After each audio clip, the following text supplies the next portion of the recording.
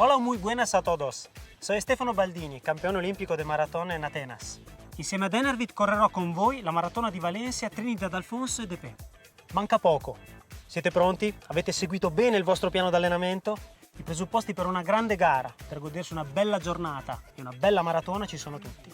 Valencia è considerata la più bella maratona di Spagna, anche a livello internazionale un'ottima maratona Golden Label della IAF.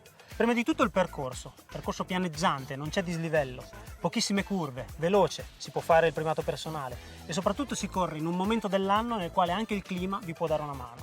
La partecipazione del pubblico poi è alta, c'è tanta gente e tanto tifo in strada, una grande festa.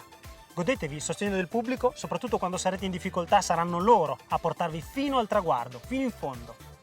Assieme ad Enervit voglio darvi un paio di consigli per godervi al meglio la giornata, divertendovi.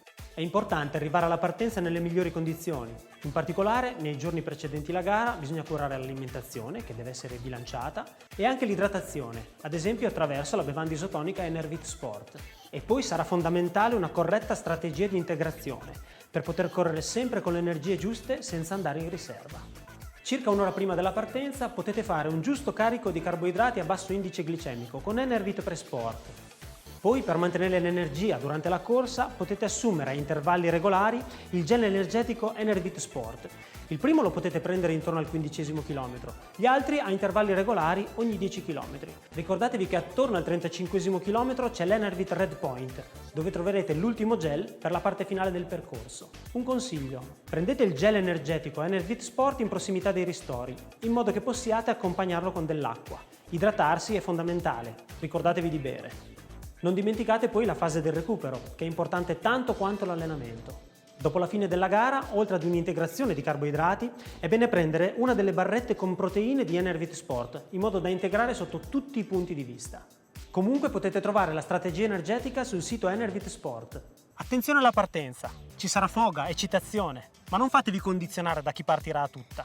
Se avete un piano, cercate di seguirlo. Magari utilizzando un GPS. Distribuire le energie è fondamentale durante una maratona.